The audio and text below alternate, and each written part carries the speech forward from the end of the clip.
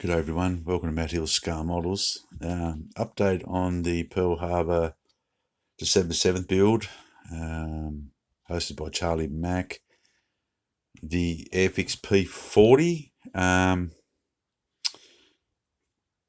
Just a couple of things. I really struggled getting this kit to go together. I've just got a couple of real little fit issues in the fuselage here at the moment. The interior was okay to put together. There's a couple of things I'll point out there. You're not going to see much. I do apologise because the way it goes together, I couldn't really show the detail of it, and I sort of try to put everything together. I've got some touch-up work to do along these edges here, of course. It is nicely detailed, like the decals on the inside there is a good representation of instrument panels. I did add a little bit of micro crystal clear to the gauges, so it looks like glass on the gauges. And I didn't really weather it much. I just put a Tamiya dark brown weathering wash over it, a little bit of light chipping, because I don't think these aircraft would have seen a real lot of like a real lot of service at the time of Pearl Harbor. There's a couple of things that they've got some nice decals that go on the inside of the fuselage framing work, and I'll quickly show you here, just in case you decide you want to build this kit. But what I found was, and I hope this will focus in here for you, that they give you these nice little decals here. The same with the instrument panel, they're a nice little set of decals. The first thing I found out, if you're going to use the decal sheet, there's a lot of raised dials and gauges and gauge faces on these instrument panels here in the cockpit. I'd remove all those. It interferes with the way the decals will fit. And also along this part of the cockpit framing, on both sides, there is some really, really raised rivets where this decal number 2 has to go, and number 2, the number 3 doesn't really fit really well. But to get back to number 2, sorry, I just jumped ahead of myself. Just work out where I unfortunately painted my interior and didn't think that the decals would interfere, the rivets would interfere with the way the deck was fitted in this part of the cockpit.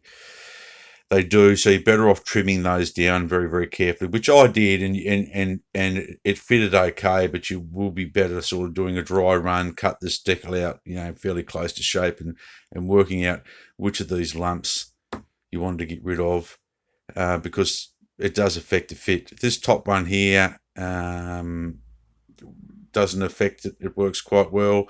This one here, there's a gauge and a brace panel down on this part of the radio.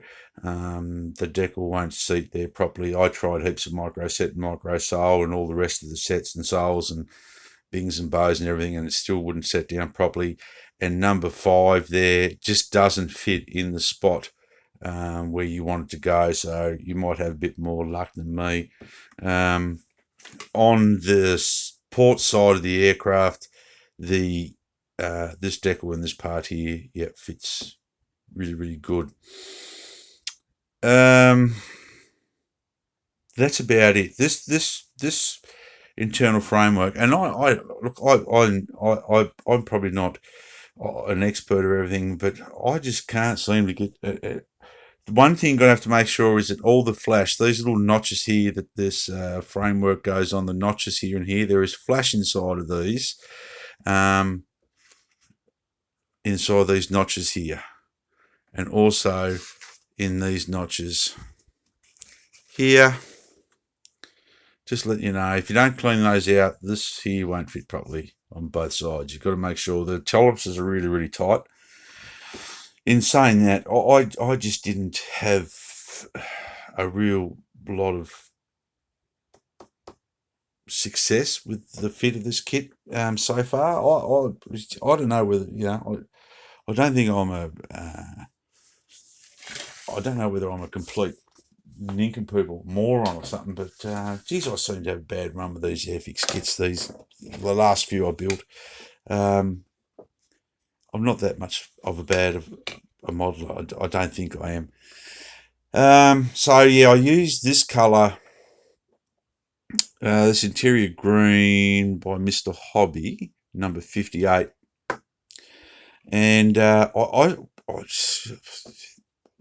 don't know. It just seems whether they changed their formula. It's really, really green. I did put a black base underneath everything on the inside to act as a, like a bit of a post shading work, and sort of sprayed when I built the cockpit, sprayed down an angle, so I'm getting a shadow underneath everything. But we'll see how we go. There's some little clear parts that you can see there, the navigation and lights there and there. I think that's what they are. That's going to be a bit of a bugger to mask. I would probably just leave them out next time if I ever build one of these again. Well, I've got another one of these, the Tomahawk, the British version.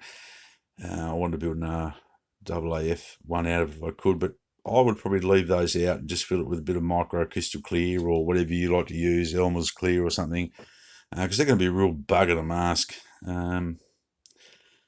But I didn't bother having this radio hatch open. I just don't like it. I think it would just be a nuisance. The only other, I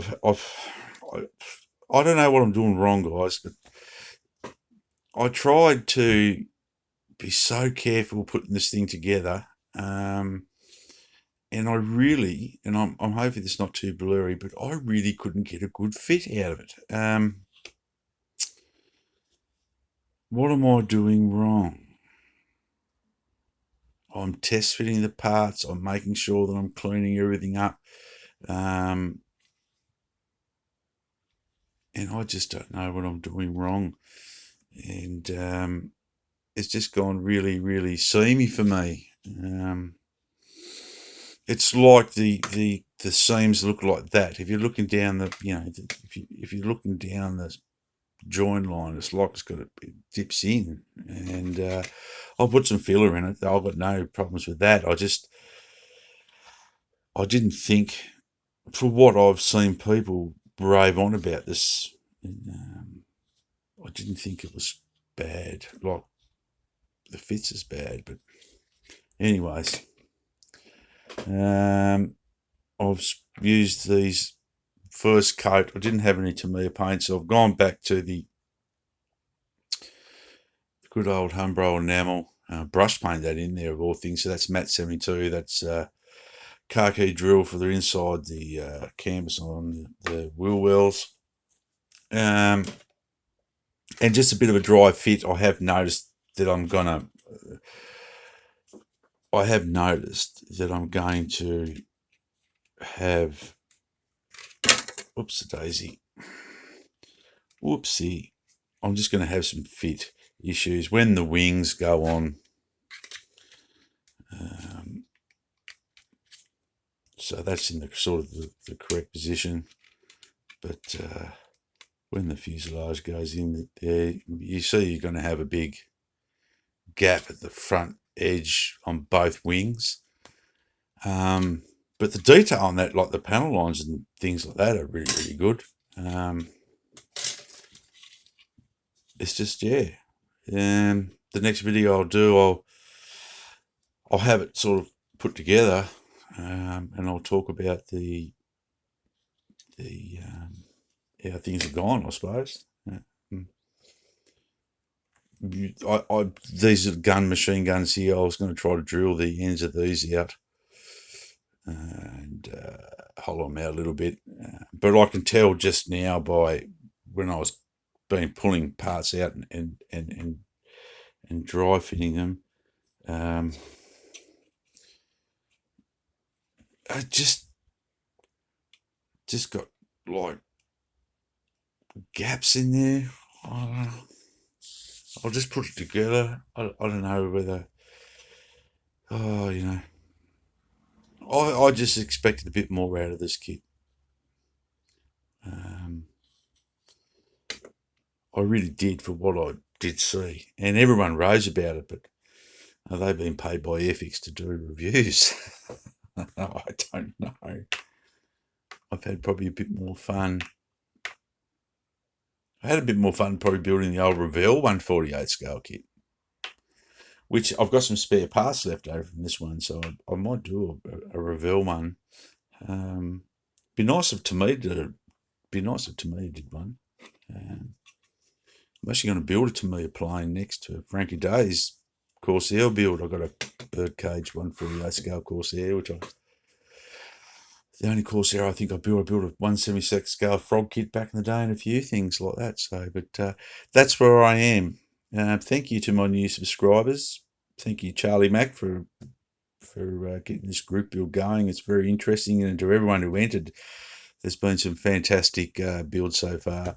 I see Frankie Day's been building 20,000. He builds more models. He builds more entries than I think the US War Department built aircraft back in the day. He can certainly knock them out to a great quality too.